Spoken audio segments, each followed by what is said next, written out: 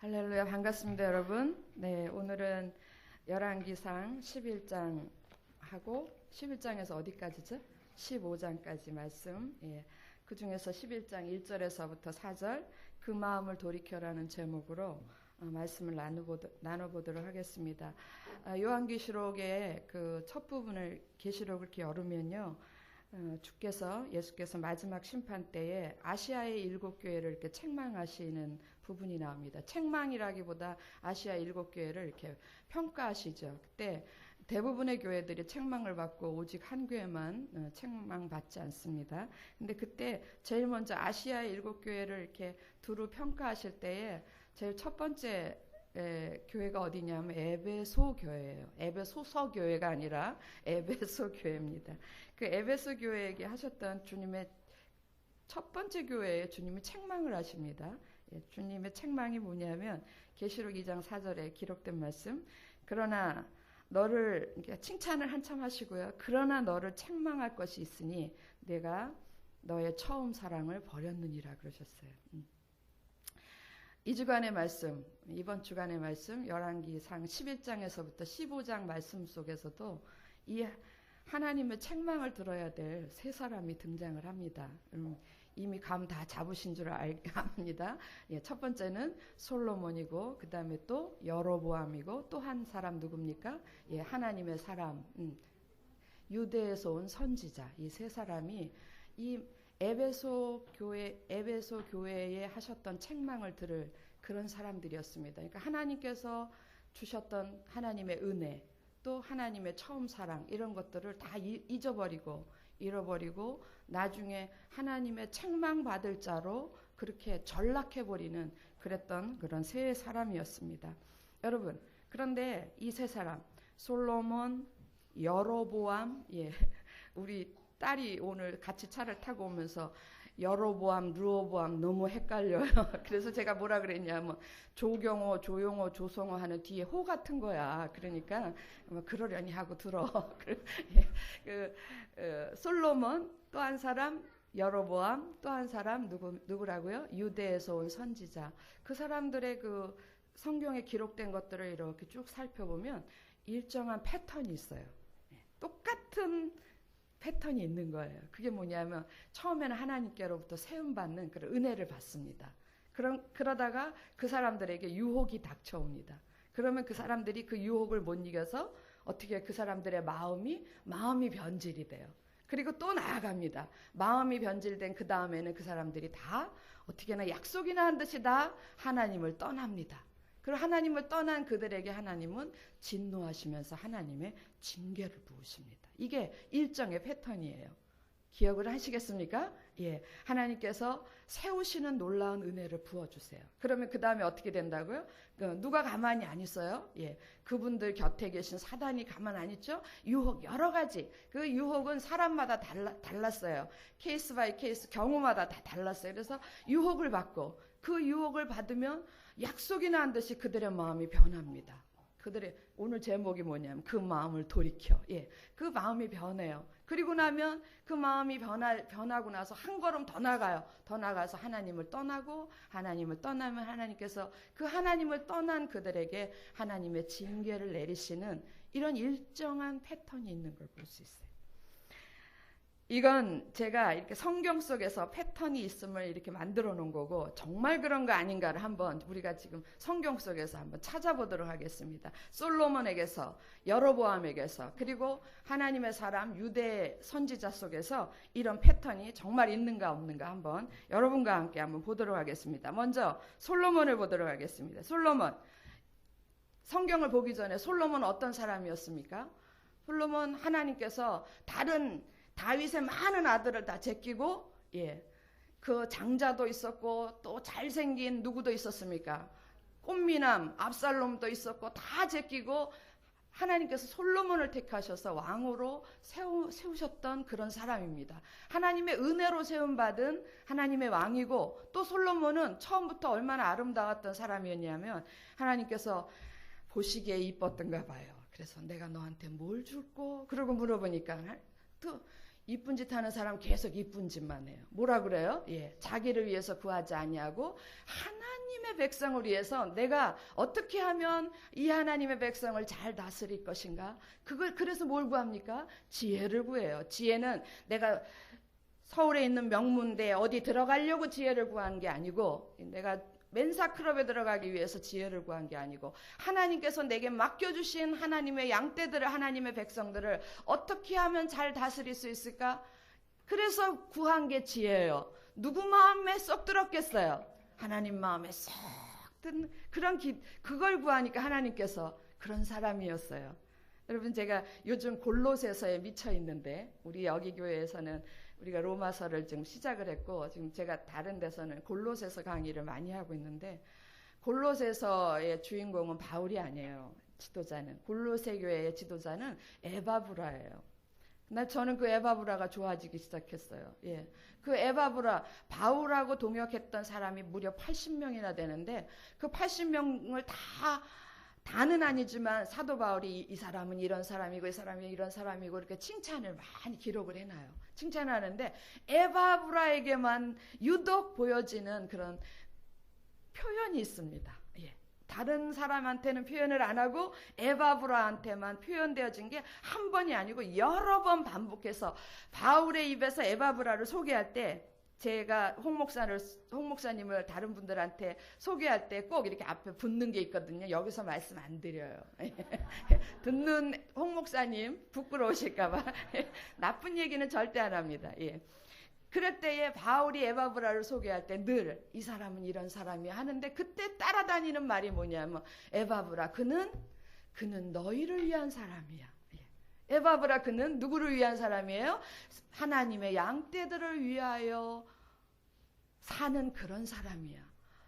제가 너무 감동이에요. 그래서 하나님께서 에바브라를 귀하게 쓰셨던 것 같아요. 어쩌면 사도 바울도 에바브라를 볼 때 그게 부러웠던 것 같아요. 나보다 훨씬 더 성도들을 성도들을 위한 삶을 사는 사람. 여러분이 하나님이시라면, 제가 늘 얘기하는, 여러분이 하나님이시라면 하나님의 입장이 되보시라고요. 그러면 에바브라한테 축복을 붓겠습니까? 안 붓겠습니까? 예, 붓죠. 그런데 에바브라는 그 부으시는 하나님의 축복 없어도 이미 행복한 사람이에요. 이미 기쁜 사람이고 이미 행복한 사람입니다. 느낌 아시겠습니까? 예. 솔로몬이 그랬던 사람이에요. 그래서 하나님께서 너무 그것이 기뻐서 뭐라 그러냐, 너무 기특하고 너무 기뻐. 어떻게 해주셨습니까? 내가 나한테 구하지 않은 부와 영광, 명예, 이 모든 것을 다 내가 물 붓듯이 부어주리라 약속하셨고, 그대로 우리가 지난 주일에 우리 말씀 묵상한 게 그 부분 아닙니까? 그대로 하나님께서 채워주신 거예요. 솔로몬의 제가 성서지리라지만 솔로몬 때의 그 영광은요, 다윗 때보다 더 기가 막혔어요. 그런 엄청난 눈에 보이고 보이지 않는 그런 축복을 부으시니까, 그가 그렇게 부어졌으니까는 자그마치 아내와, 여러분 조금 아까 읽었지만 아내와 첩 다 합치면 몇 명이라고요? 1000명. 예. 1000명한테 옷 한 번씩 해줄래도 얼마입니까? 예, 지금 저는 3명인데도 힘든데 1000명한테, 예, 여러분 용돈 한 번씩 줄래도 어마어마해요. 그런 걸 넉넉하게 감당할 수 있을 만큼 하나님께서 솔로몬을 축복하셨던 사람이에요. 그런 축복을 받았던 그가 어떻게 되는가 보겠습니다. 그에게 유혹이 찾아듭니다. 11장 1절입니다. 이제 말씀으로 돌아오세요. 열왕기상 11장 1절. 다 찾으셨습니까? 예, 그럼 한 목소리로 같이 읽겠습니다. 시작. 솔로몬 왕이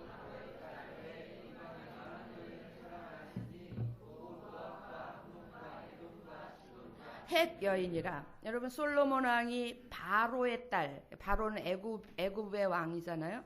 예, 바로의 딸 외에 이방의 많은 여인을 사랑하였다는데 거기에 설명이 돼 있어. 모압, 암몬, 에돔, 시돈, 그리고 헷 여인이라. 이 말을 그냥 편하게 여러분한테 소개해드리면, 이스라엘의 주변에 있는 모든 나라들의 여인들이, 딸들이 다 누구의 아내가 되었다고요? 솔로몬의 아내. 그래서 합쳐서 몇 명? 아남팍으로 다 합쳤더니 1000명이나 됐어요. 네가 놀랄만해. 놀래도 돼. 근데 문제는 어떤 유혹이 왔냐면 그 여인들을 어떻게 했다고요? 그냥 갖다 세워만 놓은 게 아니라 왜 이렇게 1000명이나 되는 여인들을 아내로 삼았겠어요? 솔로몬이 많은 여인을 사랑했다라는 거예요. 솔로몬에게 있는 큰 약점이었습니다. 솔로몬이 마음이 굉장히 감성이 풍부한 사람이에요. 보들보들하고 따뜻하고 너무 부드럽고 이랬던 사람이었던 것 같아요. 그래서 그 많은 여인들을 볼 때 그 감성을 주체할 수 없어가지고 다 표현을 했던 것 같아요. 많은 여인을 사랑하였으니 이게 솔로몬에게 있었던 정말 치명적인 유혹이었습니다. 여러분 그 유혹이 한 걸음 나아갑니다. 아까 패턴 말씀드렸죠? 나아갈 때 어디로 나아가냐면 마음이 변질되는 곳으로 나가요. 11장 4절로 나아갑니다. 11장 4절 제가 읽습니다. 솔로몬의 나이 늙을 때에 왕비들이 그 마음을 어떻게 했다고요? 그 마음을 그 마음을 돌이켜서 다른 신들을 따르게 하였으므로 왕의 마음이 그 붙인 다윗의 마음과 같지 아니하여 마음이 변한 거예요. 같지 아니하여 그 하나님 여호와 앞에 온전치 못하였으니 드디어 그 유혹 때문에 유혹을 견디지 못해서 다윗의 마음이 변질되기 시작을 했어요. 마음이 변질되니까 그 다음에 나타나는 단계, 다음 스텝이 뭐였냐면 하나님을 떠나는 스텝이었습니다. 이 규절은 없었으면 좋겠어요. 우리 여기 어떤 성도님이 정말 다윗에게 밧세바 사건이 없었으면 좋았던 것처럼 그렇게 얘기하신 것처럼 정말 솔로몬에게는 치명적으로 이 규절이 없었으면 좋겠어요. 9절입니다. 그게 9절 오세요. 11장 9절 찾으셨습니까? 같이 읽겠습니다. 시작. 솔로몬이 마음을 돌이켜 이스라엘 하나님 여호와를 떠남으로 여호와께서 저에게 진노하시니라. 거기까지 하겠습니다. 솔로몬이 마음을 돌이켜서 마음이 변질돼서 그 다음 스텝으로 나가는데 어떻게 나가냐면 이스라엘 하나님 여호와를 어떻게 해요? 떠났다 그랬어요. 하나님을 떠나는 거예요. 이때 하나님께서 진노하시면서 솔로몬에게 징계를 하시는데 그게 11절이에요. 이런 징계를 하십니다. 여호와께서 솔로몬에게 말씀하실 때 내게 이러한 일이 있었고 네가 1000명이나 되는 여인을 아내로 삼으면서 그 여인들의 유혹에 못 이겨서 네 마음이 변질이 되고 네가 나를 결국은 떠남으로 이러한 일이 있었고 또 내가 나의 언약과 내가 너한테 명한 법도를 지키지 아니하였으니 내가 결단코 어떤 징계를 주십니까? 내가 반드시 너의 나라를 빼앗아서 누구한테서 빼앗아요? 이 나라를 너한테서 빼앗아 누구에게 주리라? 내 신복에게 주리라. 그 신복이 누구예요? 우린 다 알아요. 누굽니까? 여로보암. 솔로몬은 이때 누구에게 줄지 몰랐어요. 그런데 여로보암에게 줍니다. 보암이다. 여로보암. 여로보암 내 신복에게 주리라. 나라를 빼앗아서 내 부하에게 주리라. 그렇게 얘기를 해요. 네 신하에게 주리라. 이게 하나님의 징계였고요. 하나님은 그 말씀대로 그대로 이루셔서 솔로몬 당시에는 안 하셨지만 솔로몬의 아들 솔로몬이 죽자 그 나라를 빼앗아가지고 나라를 둘로 찢어버리십니다. 찢은 12지파에서 찢은 거를 10개를 누구에게 주냐면 10개를 솔로몬의 아들에게 준 게 아니라 10개를 누구에게 주냐면 네 신부 다 준 거예요. 다 준 거. 다윗이 있었던 유다 지파만 빼고 다 준 거예요. 그리고 거기 나중에 베냐민 지파는 언제나 가운데 서가지고 여기 붙을까 저기 붙을까 하는 지파였거든요. 그래서 나중에 베냐민 지파가 자원하여 유다 지파에 붙어서 10지파 2지파로 나누어진 거예요. 처음에는 하나님의 마음속에는 다윗이 속해 있었던 다윗에게 한 약속 때문에 다윗이 속해 있었던 그 지파만 남기고 다 몽땅 준 거하고 똑같은 거예요. 그런 하나님의 징계가 있었습니다. 이 패턴이 똑같이 여로보암에게 있다라는 게 신기하지 않습니까? 여러분 한번 보겠습니다. 그 신기한 장면을. 여로보암은 어떤 사람입니까? 여로보암은 성경에 여러분 쭉 읽어오신 분 알지어다. 여로보암은 어떤 사람이에요? 여로보암은 솔로몬의 신하였었어요. 이렇게 보니까 일을 너무 잘하는 거야. 그래서 딱 솔로몬이 찍어가지고 데려다 자기 바로 밑에 뒀어요. 그땐 솔로몬의 신복이었어요. 아주 솔로몬이 믿을만했던 솔로몬의 신하였습니다. 그런데 그 사람을 하나님께서 붙드셔서 솔로몬의 다음 후계자로 세우십니다. 그 장면이 어디냐면 11장 37절이에요. 37절. 자, 제가 읽습니다. 찾으셨죠? 내가 너를 취하리니 너는 무릇 네 마음에 원하는 대로 다스려 뭐가 되게 하라? 이스라엘 위에 왕이 되라 그랬어요. 왕이 되되 그랬어요. 그래서 하나님께서 분명히 여로보암을 왕으로 취하셔서 이스라엘의 왕으로 삼으신 것이 확실하게 기록되어 있는 것이 11장 37절 말씀입니다. 아니 한 나라의 신하였는데 신하였던 그가 어느 날 스타가 된 거예요. 누구의 은혜로? 하나님의 은혜로, 하나님의 전적인 은혜로 스타가 돼서 왕이 됐어요. 그런 사랑을 받은 사람이에요. 처음엔 여로보암도 그 마음에 하나님께 대한 사랑이 있었어요. 감사도 있었고. 있었겠죠. 없으면 사람이 아니문이다. 예, 있었을 거예요. 있었어요, 반드시. 그런데 그가 정말 천하의 못된, 예, 성경에 보면 계속해서 왕들의 죄를 얘기할 때 누구의 잣대가 누구냐면, 기준이 누구냐면 누구보다 더 악하냐, 누구보다 더 나느냐, 그 기준이 누구냐면 여로보암이에요. 그래, 천하의 못된, 하나님 앞에서 못된 죄를 범한 그런 왕으로 변질이 됐던 것은 그에게 이런 유혹이 다가온 거예요. 어떤 유혹인가 한번 보겠습니다. 자, 12장으로 가겠습니다. 12장 26절 27절 26절 27절 찾으셨나요? 예, 이거는 같이 읽어야 되겠어요. 이건 같이 읽겠습니다. 시작. 그 마음에 스스로 이르기를 나라가 이제 다윗의 집으로 돌아가리로다. 만일 이 백성이 예루살렘에 있는 여호와의 전에 제사를 드리고자 하여 올라가면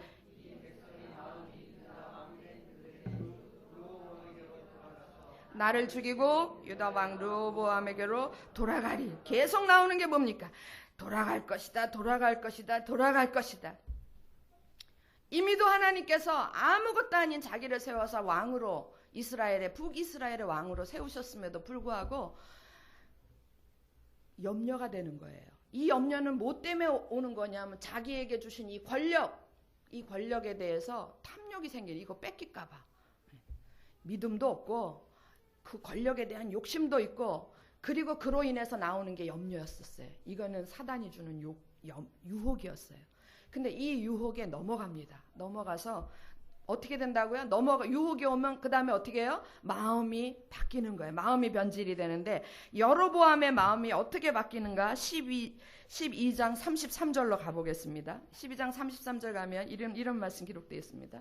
저가 찾으셨죠? 예, 저가 어떻게 해요? 자기 마음대로 헬라 원어를 이 히브리어 원어를 보면은 저가 자기 마음대로, 어떤 땐 헬라어고 어떤 땐 히브리어냐면 구약의 원어는 히브리어고 신약의 원어는 헬라어예요. 예. 그래서 저가 자기 마음대로, 이 마음대로라는 건 마음에서 자기가 지어내는 거야. 지금까지 자기 마음속엔 누구가 있었어요? 하나님이 있었는데 이제는 자기가 왕이 되는 거예요. 자기가 왕이 돼서 자기 마음속에서 지어내요. 이런 얘기예요.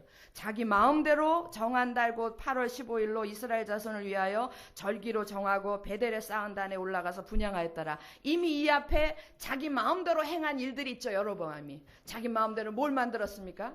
보기에도 좋은 금으로 송아지를 만들고, 또 자기 마음대로 또 뭘 세웠어요? 자기 마음대로 제사장을 세우고. 할렐루야, 잘 읽어오셨네요. 또 자기 마음대로 지금 어떻게 하면 절기도 자기 마음대로 하는 거예요. 무엇을 하기 위해서? 자기의 권력을 유지하기 위해서 이런 것들을 만드는 거예요.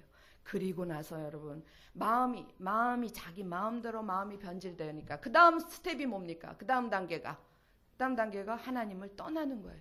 여로보암이 하나님을 떠나는 건 무서운 표현을 쓰십니다. 아까 우리 목사님도 그 표현을 쓰셨는데 무서운 표현이 어디에 나오냐면 14장 9절이에요.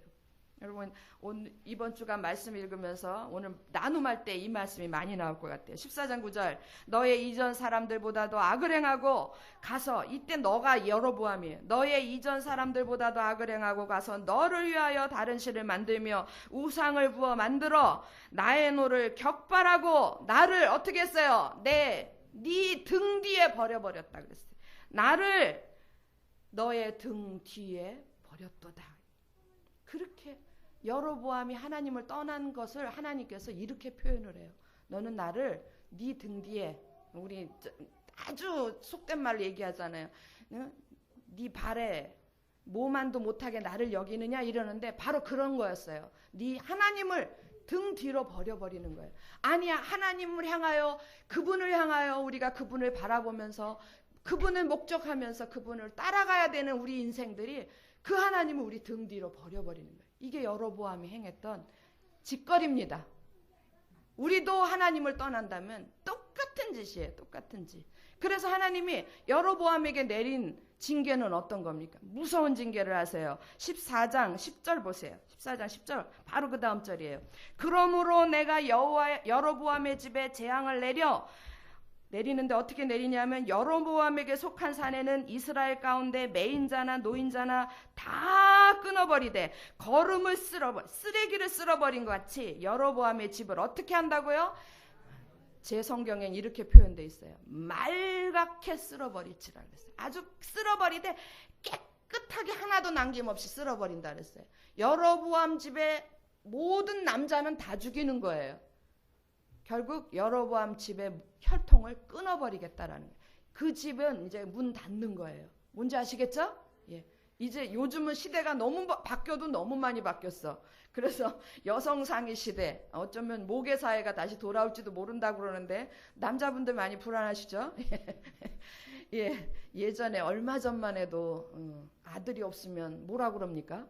대가 끊긴다 그래요. 지금 하나님께서 그렇게 얘기하시는 거예요. 여로보암 너희 집에 대를 끊어버리고 너희 집에 문을 닫아버리겠다 이렇게 얘기하시는 거예요. 똑같죠? 솔로몬하고 경우만 다르지, 예, 옷 색깔만 다르지 똑같은 스텝을 거쳐서 가는 거예요. 여러분, 한 사람 또 남은 사람이 있어요. 누굽니까? 예, 유대에서 온 선지자, 성경에서는 그를 뭐라고 표현했냐면 하나님의 사람이라고 표현했어요. 한번 보겠습니다.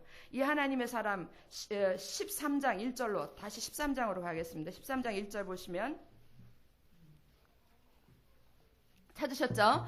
예, 때에 하나님의 사람이 여호와의 말씀으로 인하여 여호와의 명령을 받고 어디에서부터 오냐면 유다에서부터 베델에 이르니. 왜 왔어요? 베델의 금송아지를 여로보암이 세워놨거든요. 그래서 유다에서부터 베델에 이르니 근데 왔는데 마침 여로보암이 단 곁에 서서 분향하는지라. 여로보암을 책망하고 그 우상제단을 책망하기 위해서 하나님이 명령하여 지명하여 세워서 보낸 자가 이 하나님의 사람이에요. 유대에서 하나님의 세우심을 받고 그리고 하나님의 명령을 따라 왔던 사람이 이 사람이었습니다. 근데 이 사람이 여러분 성경 읽어보면 알지만 처음에는 꿋꿋하게 그 일을 다 감당을 하죠. 왕이 막 여로보암이 막 유혹을 해도 다 이겨내요. 그런데 너무 웃기게 13장 18절 보겠습니다. 어느 한 부분에서 탁 넘어져요. 18절.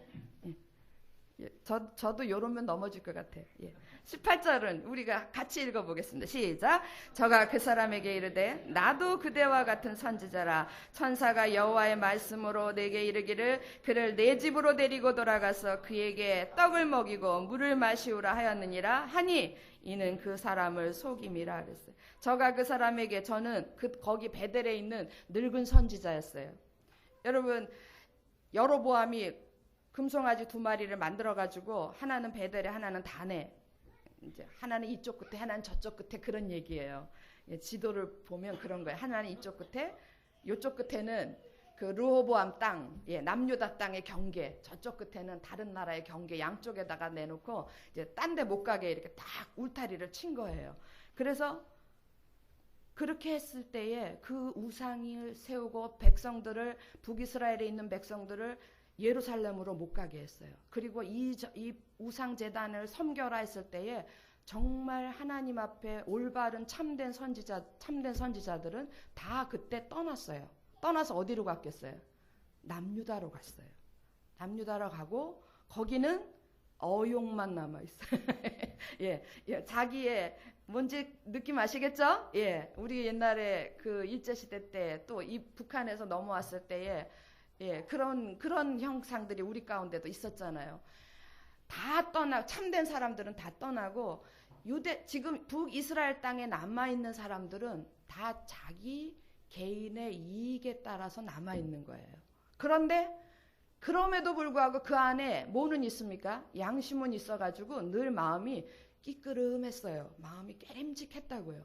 그런데 하나님의 사람이 느닷없이 어느 날 와가지고 베델에 있는 여로보암한테 막 하나님의 말씀을 부으면서 막 저주의 말씀을 퍼붓고 이러니까 이 늙은 선지자가 일말의 양심으로 어떻게 그를 해보려고 초청을 한 거예요. 근데 처음에 꿈쩍도 안 하죠. 예. 그러니까 이 늙은 선지자가 마지막 방법을 쓰는 게 그게 18절이에요. 저는 늙은 선지자입니다. 저가 그 사람에게 이르되, 그 다음 뭐라 그래요?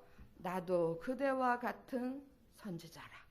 그리고 더 플러스 붙입니다. 뭐라고 붙여요? 천사가 여호와의 말씀으로 내게 이르기를, 나도 그대와 같은 선지자라 하는 그 말에 누가 넘어갑니까?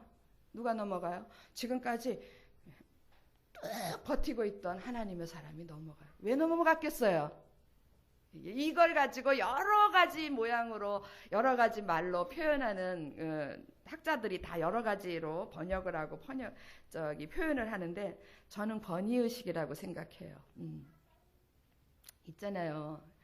그러니까 보기에 꺼주리한 사람이 나한테 뭐라 그러면 아무것도 듣지 않는데 내가 누구야 이러고 밝히면 그때부터 그 귀가 들어오죠. 그죠? 예. 우리 집사님 한 분이 뭐 내가 허리가 아프다 그러니까는 뭐 이거 하면 되겠습니다. 이거 하세요. 내가 하니까 내 귀에 하나도 안 들려와요. 그런데 내가 정형외과 의사인데 이러고 얘기하면 그냥 그 말이 그냥 귀에 쏙 들어오는 거예요. 일종의 권위의식이에요. 근데 더더군다나 이 선지자의 마음에, 하나님의 사람 그 마음에 선지자로서의 권위의식이 있었어요. 그리고 자기는 참된 선지자라는 그런 권위의식이 있었는데 거기에 딱 그 아킬레스건을 딱 건드리는 거예요. 나도 그대와 같은 선지자라. 그리고 더 증명을 하네. 천사가 여호와의 말씀으로. 이 말은 늙은 선지자의 입에서 나오는 거지만 자기 판단 속에 자기 꾀에 자기가 넘어가는 거예요. 이 말은 믿을만 하구나. 그래서 이 사람은 지금 안 그래도 목이 말라 죽겠어요. 한바탕에 긴장을 하고 한바탕 하고 나니까 목도 마르고 기운도 없어요. 예, 당이 떨어져서 벌벌 떨려요. 그러는 참에 이것에 쏙 넘어가는 거예요. 여러분 누구도 넘어갈 수 있어요. 우리 가운데도 공동체 가운데도 제가 그런 모습 많이 봐요. 우리 공동체 속에 많은 하나님의 공동체 속에 소위 말빨 있는 사람들이 어떤 사람들입니까? 세상에서 나 이런 사람이야 이런 사람들 아닙니까? 거기에 우리 많이 넘어가지 않습니까? 예, 솔직한 얘기가 그거예요. 그런데 그거에 안 넘어가는 사람들은 믿음의 중심 있는 사람들은 그거에 흔들리지 않아요. 근데 대부분의 사람들은 그거에 흔들리는 거예요. 지금 하나님의 사람이 딱 그런 케이스에 걸린 거예요. 그리고 나니까 그의 마음이 변질이 돼서 어떻게 가느냐면요. 유대 선지자 그 다음 단계 어떻게 가냐면 13장 21절 보세요. 13장 21절 19절 먼저 보겠습니다. 19절. 자, 이에 그 사람은 하나님의 사람이 유대에서 온 선지자가 저와 함께 돌아가서 늙은 선지자 그 꼬임에 넘어가는 거예요. 저와 함께 돌아가서 그 집에서 떡을 먹으며 물을 마시니라. 지금까지 하나님의 명령에 나는 이 명령을 꼭 지킬 거야 하던 그 마음이 풀어진 거예요. 방심이라고 그래. 이거 방심. 마음이 풀어진 거예요. 마음이 변질된 거예요. 마음에 변화가 오기 시작을 한 거예요. 그리고 나니까 그것을 향하여서 이 사람은 자기 스스로가 하나님을 버리지는 않았지만 그것 자체가 하나님의 명령에서 떠났고 그 하나님의 긴장돼 있던 그 마음이 방심한 그 자체가 하나님을 떠난 것이라고 이야기를 합니다. 무서운 말씀이 21절에 있습니다. 21절 우리 같이 한번 보겠습니다. 같이 시작. 저가 유다에서부터 온 하나님의 사람을 향하여 외쳐가로되 여호와의 말씀에 내가 여호와의 말씀을 어기며 내 하나님 여호와가 내게 명한 명령을 지키지 아니하고 말씀을 어기고 명령을 지키지 않고 이거 자체가 하나님은 뭘로 보시냐면 뭘로 보시는 거예요? 하나님을 떠난 것으로 보시는 거예요. 여러분 하나님을 떠났다라는 게 우리한테 무슨 우리가 언제 하나님하고 같이 이렇게 같이 옆에 있으십니까? 오늘 우리 예나가 무슨 인형 선물을 받고 이렇게 끼고 돌아다니던데 우리가 하나님을 뭐 눈에 보이는 걸로 이렇게 안고 다니셨습니까? 아니면 하나님 등 뒤에 딱 붙어서 다니셨습니까? 눈에 보이지 않잖아요. 그래서 하나님과 함께하고 하나님을 따르고 그런다라는 것은 다른 말로 뭐냐면 하나님이 명한 말씀, 하나님의 명령을 지키고 하나님의 말씀을 지키고 그것인 거예요. 근데 지금 하나님의 사람은 여호와의 말씀을 떠났고 여호와의 명령을 지키지 아니했고 그 자체가 하나님에게서 떠난 상황입니다. 이때 하나님께서 그 유다 선지자를 향하여서 하나님이 진노하시고 하나님께서 징계하시는데 무섭게 하십니다. 24절 보겠습니다. 24절 내려오세요. 13장 24절. 이에 그 사람이 가더니, 그 사람 누구예요? 하나님의 사람, 유대에서 온 하나님의 사람. 이에 그 사람이 가더니 사자가 길에서 저를 만나 죽임에 그 시체가 길에 버림받으니 나귀는 그 곁에 섰고 사자도 그 시체 곁에 섰더라. 돌아가던 길에 누구를 만나요? 사자를 만나서 그 사자가 그 사람을 찢어 죽입니다. 그래가지고 거기서 죽어요. 죽고 그냥 그 길에서 시체가 뒹굴르는 그런 아주 비참한 결말을 보는 거예요. 이게 하나님의 징계예요. 제가 이거 얘기하자고 쭉 얘기한 거 아니에요. 이건 성경에 다 있는 거고. 여러분, 이 일정한 패턴, 솔로몬 속에 있었고 여로보암 속에 있었고 하나님의 사람 속에 있었던 그 일정한 패턴이 정말 불행은 불행입니다. 이 패턴이 오늘 우리 속에 있다라는 거예요. 우리 속에 이미 있기도 하고 앞으로 있을 수도 있다라는 이것이 현실입니다. 이건 정말 불행한 일입니다. 여러분, 우리들이 어떤 사람입니까? 베드로서에 보면은 많이 들은 얘기에 우린 택한 족속이요. 그다음 뭐라 그래요? 왕 같은 제사장, 거룩한 나라, 소유된 백성이요. 저는 그런 거로 기억도 잘 안 되는 그런 걸로 여러분한테 말씀드리고 싶지 않아요. 우리가 어떤 사람이요? 어떤 은혜를, 하나님의 은혜를 받고 어떤 사랑을 받은 사람입니까? 하나님, 당신의 하나밖에 없는 독생자 예수 그리스도, 그분을 십자가에서 죽여가면서까지 살려내신 우리예요. 그런 은혜를 받은 우리들이에요. 그럼에도 불구하고 여러분, 하나님의 마음에 꼭 맞는 그런 기도를, 꼭 맞는 기도를 해서 그 하나님의 마음을 기쁘게 했던 솔로몬, 그럼에도 불구하고 솔로몬 속에 유혹이 찾아오니까 솔로몬이 그렇게 됐어요. 절대로 나는 이 명령에 순종할 거야 하고 결심하고 왔던 하나님의 사람 속에도 유혹이 찾아드니까 그렇게 변질이 됐어요. 우리는 하나님의 그 놀라운 은혜를 받은 내가 그 은혜를 아는데 난 절대로 안 무너져. 누가 이렇게 장담할 수 있습니까? 우리 속에도 그런 하나님의 독생자 예수 그리스도, 전 늘 가로 열고를 붙여요.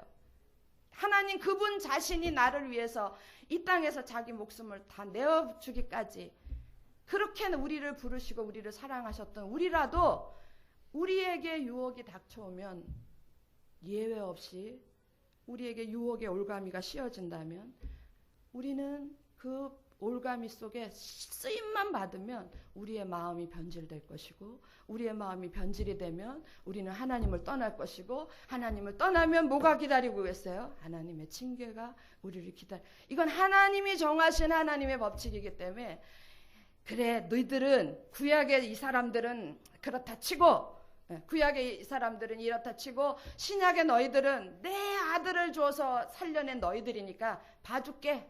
니들이 마음이 변질해서 떠나도 봐줄게. 그러지는 않아요. 그럴 수는 없는 거예요. 하나님은 공의로우신 분이기 때문에. 우리 속에 우리라도 우리 속에 유혹이 들어와서 우리가 그것으로 인해서 우리의 마음이 변질된다면 그 다음에 하나님을 떠날 것이고, 그 다음에 하나님의 징계는 여지없이 우리 가운데 있어질 거라는 거예요. 어떻게 해야 되겠습니까?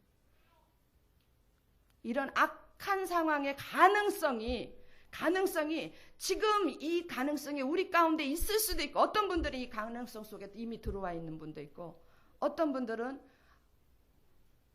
들어와 있지 않은 많은 사람들 속에 이 사람도, 저도 이 가능성 앞에 서 있는 거예요.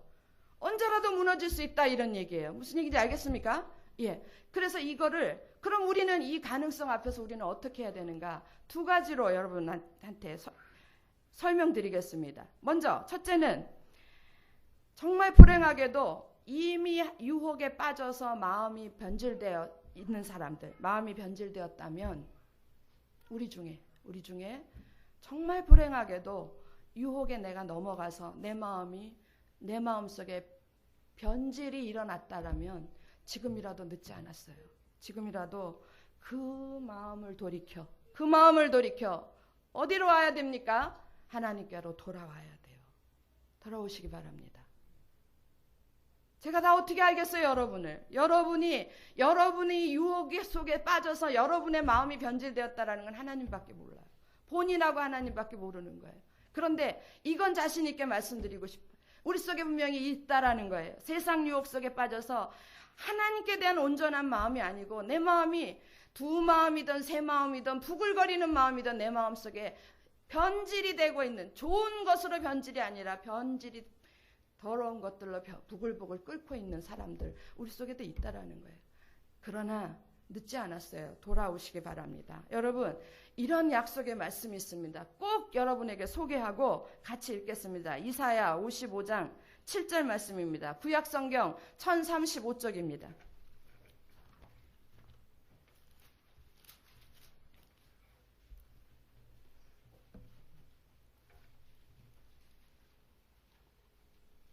구약성경 1035쪽 55장 7절입니다. 7절. 못 찾을까봐 페이지 가르쳐드렸는데 빨리 찾으세요. 구약성경 1035쪽 이사야 55장 7절 말씀 찾으셨나요? 한 목소리로 읽어야 되겠죠. 같이 읽읍시다. 시작. 악인은 그 길을, 불의한 자는 그 생각을 버리고 여호와께로 돌아오라. 그리하면 그가 긍휼히 여기시리라. 우리 하나님께로 나아오라. 그가 널리 용서하시리라. 여러분, 정말 본의 아니게 죄송합니다. 본의 아니게 제가 유혹을 받아서 지금 제 마음이 많이 변화됐고 이제 곧 주를 떠나려고 합니다. 돌아오세요.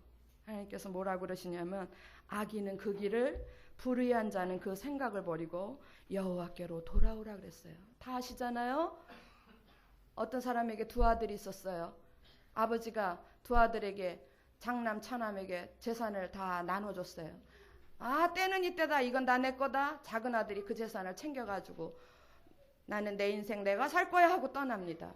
그래서 나가가지고 돈 다 잃어버리고 뭔 고생합니까? 개고생합니다. 그리고 내가 차라리 죽기 전에 한번 얼굴이라도 매야지 하고 돌아오는데, 그럼 누가복음에 있는 얘기예요. 돌아오는데 아버지가 그 돌아온다는 소식을 듣고 뭐라고 기록되어 있냐면 이렇게 기록되었어요. 아직 산 거가 뭔데 그랬어요. 그러니까 옛날 성경. 아직 아들이 나한테 내 품에 안기려면 저만치 있는 거야. 거리가 먼데 아버지가 먼저 달려가서 그를 측은히 여겨서 그를 안고 그의 목을 안고 그에게 입맞춤하고, 아버지 돌아오는 그 자체로 모든 걸 다 용서하시는 분이십니다. 이런 얘기는 뭐 괜히 적어놔요. 성경에 무슨 분량이 없어서 분량 늘리느라고 적어놓겠습니까? 하나님 아버지 그런 분이세요. 행여라도 여러분 가운데에 마음이 이미 변질되어서 조금 한 발을 빼고 계신 분 계시면 이제라도 늦지 않았어요. 돌아오시기 바랍니다. 두 번째 경우는 다행히도 나는 아직까지도 믿음의 길을 걸어가고 지금 하나님 안에 거하고 있는 사람이라도, 여러분, 우리가 행여나 내가 그 유혹은 수시로 다가오는 거예요. 어떤 모습으로 다가올지 몰라요. 내게 다가오는 유혹 속에 빠져서 내 마음이 돌이켜지지 않도록 우리가 삼가 주의해야 돼요. 고린도서에 있잖아요. 그 유명한 말씀 있잖아요. 선줄로 생각하면 어떻게 하라고요? 넘어질까 조심하라 그랬어요. 우리가 삼가 주의해야 돼요. 삼가 주의하고, 악은요 모양이라도 버려버려야 돼요. 악은 모양이라도 구경하지 마시라고요. 많은 하나님의 사람들이 방심하다가 넘어지고, 많은 하나님의 자녀들이 악의 모양을 구경만 하자. 어떤 건지 그래도 구경이나 하자. 구경하다가 기웃기웃하다가 다 그 유혹에 빠져서 넘어집니다. 그래서 하나님을 떠나는 길로 갑니다. 여러분 잠언에 보면 무릇 지킬 만한 것보다 세상에 뭐 딴 거 지키려고 하지 마시고 뭘 지키라 그랬어요? 마음을 지키라. 네 마음을 지키라 그랬어요. 왜? 네 마음에서 생명의 근원이 네 마음이니까. 생명은 네 마음에서, 네 마음이 변질이 되면 생명도 없어지는 거예요. 무릇 지킬 만한 것보다 네 마음을 지키라 그랬습니다. 오늘 조금 길게 해도 되죠? 예. 이게 본문이 길더라고요. 오늘은 이번 주는 5.5장이야. 5장 반이에요. 말씀 정리할게요. 제가 KBS 다큐를 보는데 이런 다큐를 하나 봤어요. 한라산의 노루. 혹시 보신 분 계실런지 모르겠어요. 한라산의 노루에 관한 얘기인데 한라산의 노루가 왜 노루 사슴 뛰어놀고 노루라는 건 참 아름다운 동물로 우리한테 기억이 되잖아요. 근데 그 노루가 아마도 다 처음부터 못 봐가지고 다는 모르겠는데 그 노루가 아마 한라산의 노루가 이렇게 멸종위기에 갔는가 보죠. 개체수가 줄어들었나 보죠. 그러니까 이걸 보호를 한 거예요. 보호를 했더니 개체수가 너무 많아진 거예요. 그래가지고 이 한라산의 그 아름다웠던 보호했던 그 명물 노루가 그 한라산에서 농사짓는 그 주변에서 농사짓는 농부들한테는 이게 한 해 그들의 인생을 농부들의 인생을 망치는 골칫거리가 된 거예요. 이제 뭔 얘기인지 아시겠죠? 우리 멧돼지 사건 아시잖아요?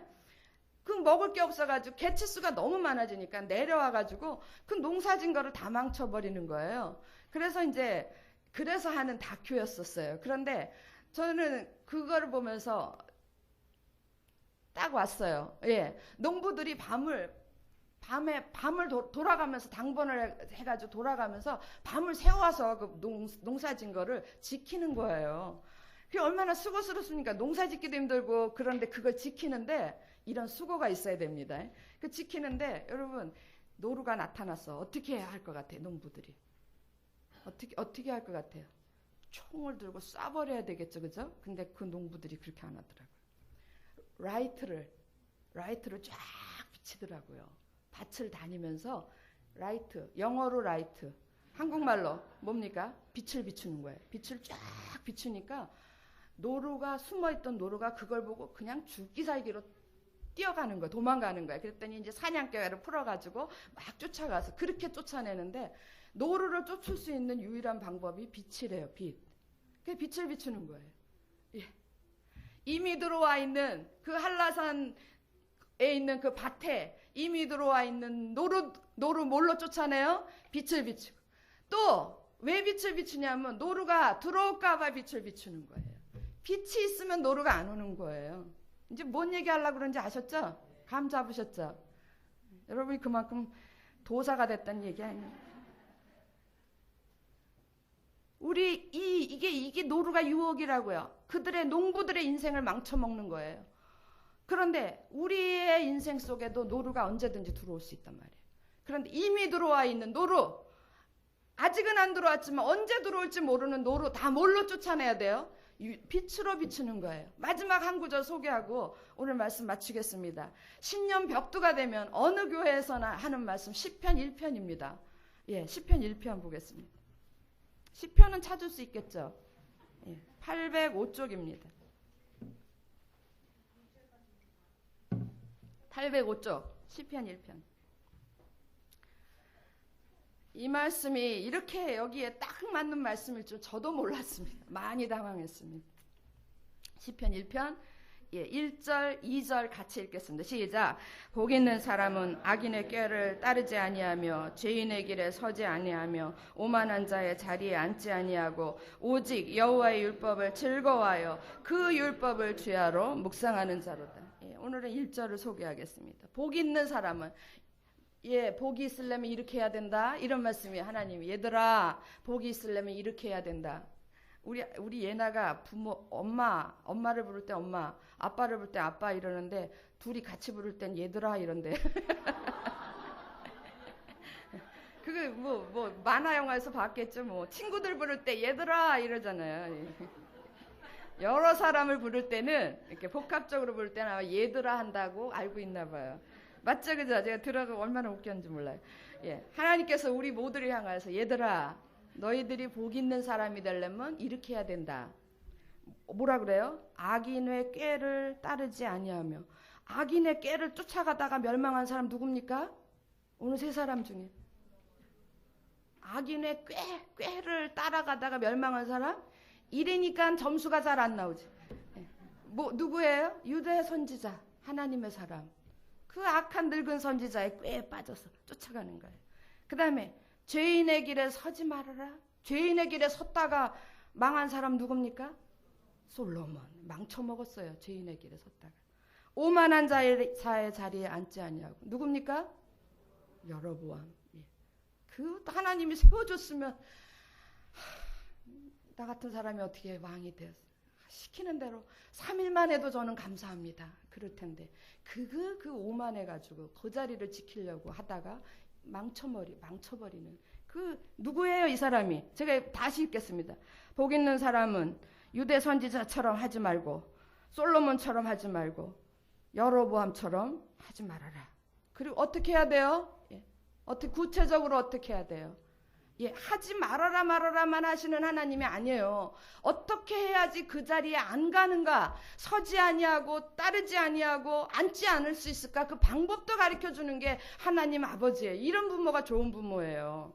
우리가 부모 노릇할 때 하지마 이것만 하면 저 자매 줄긋고 들어. 하지마 이것만 하면 안 돼. 그 아이가 할 수 있는 걸 가르쳐줘야지. 하나님은 그런 하나님이라고. 하지 말아라만 하지 않고 너희들이 어떻게 해야지 이렇게 안 될 수 있다라는 방법까지 가르치는데 초이스가 없어요. 방법이 다른 게 없고 오직 유일. 그 뭐라 그래 2절에 오직 빼고 여호와의 율법 이게 아니고 오직 이 말은 뭐냐면 이거밖에 없다 그런 얘기예요. 오직 여호와의 율법을 어떻게 하여? 즐거워하여. 그 율법을 어떻게 해요? 묵상하는 자로다 그랬습니다. 여러분 묵상은 재료는 다 줬어요. 재료 줬으니까 이제 밥은 너희들이 알아서 저먹어라 그랬어요. 저 이 말 꼭 하고 많이 늦었지만 이 말 꼭 하고 마치겠습니다. 성경 평생에 수십도 간 분 계세요. 매년 쓰시는 분도 계시고요. 묵상이 없으면 다 헛일이에요. 헛일이에요.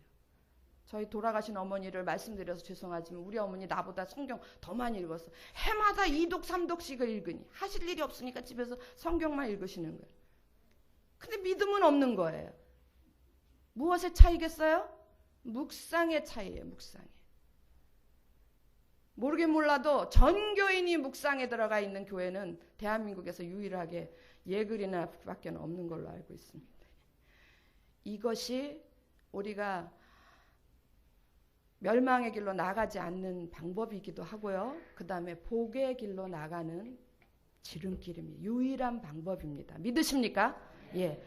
여러분과 또 저와 여러분 자녀들, 여러분 가족 모두가 2014년 한 해 주의 말씀을 주야로 즐거워하고 묵상하는 자가 되어서 절대로 내 인생에 노루가 들어오지 않도록 그렇게 그런 축복을 받는 하나님의 복 있는 사람이 되기를 주의 이름으로 축원합니다. 기도하겠습니다.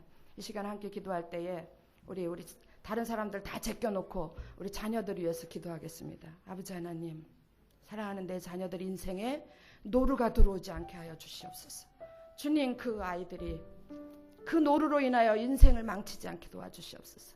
아버지 하나님, 내 사랑하는 자녀들 인생 속에서 노루를 쫓아내고 노루가 들어오지 않기 위해서는 그 아이가 주님 제가 말씀을 묵상하는 게 아닙니다. 우리 사랑하는 자녀가 그 아이가 말씀 앞에 사는 그런 사람이 되어야 됩니다. 주님 도와주시옵소서. 이 시간 간절한 마음으로 기도하겠습니다. 기도합시다. 할렐루야. 사랑하는 아버지 하나님, 주께서 아버지 하나님 우리에게 주님 어떻게 하여야 복 있는 사람이 되고 어떻게 하여야 하나님의 주님 축복의 안에 거하며 어떻게 하여야 올바른 인생을 살 것인가 우리에게 아버지 말씀하셨습니다. 아버지 하나님 주님 간절히 불게 원합니다. 이 시간 우리의 사랑하는 자녀들 아버지 하나님 그들의 인생 속에 노루가 들어오지 않게 도와주시옵소서. 그들의 인생 속에 주님 노루의 유혹이 없게 도와주시옵소서. 아버지 하나님 그들이 평생 여호와의 율법을 즐거워하며 평생 여호와의 율법을 주야로 묵상함으로 아버지 그들의 인생에 주님 앞에서 복 있는 자가 되게 도와주시기를 원합니다. 할렐루야. 도와주시옵소서. 할렐루야. 주님 함께하여 주시옵소서. 주님 우리 자녀들을 축복하여 복 있는 사람으로 축복하여 주시옵소서. 주님 도와주시기를 원합니다. 할렐루야. 사랑하는 아버지 하나님, 주께서는 이미 우리가 어떻게 살아야 될지, 우리가 어떻게 해야 하나님의 축복 안에 거하는 사람이 될지 이미 모든 것을 가르쳐 주셨습니다. 아버지 하나님, 이제 우리 눈을 떠서 그것을 보게 하시고 우리의 귀를 열어서 그것을 듣게 하시고 우리의 마음을 열어서 그렇게 살아갈 수 있도록 도와주시옵소서. 이 시간 간절히 빌고 원합니다. 주님, 나는 물론이거니와 사랑하는 내 자녀들을 주님의 손에 의탁합니다. 그 아이들의 인생 속에 주님 노루가 들어오지 않게 하여 주시옵소서. 그 아이들의 인생 속에 노루가 틈타지 않게 도와주시옵소서. 오직 길은 한 길, 우리 사랑하는 자녀들이 주의 말씀으로 즐거워하며 주의 말씀 앞에서 사는 그런 사람이 될 수 있도록 주님 우리의 자녀들을 붙잡아 주시옵시고 우리의 자녀들을 축복하여 주시옵소서. 주께 간절히 의탁드리오며 고마우신 우리 주 예수 그리스도 이름으로 기도합니다. 아멘. 주기도문으로 예배를 파하겠습니다. 하늘에 계신 우리 아버지여, 이름이 거룩히 여기심 받으시오며 나라의 임하옵시며 뜻이 하늘에서 이루어진 것 같이 땅에서도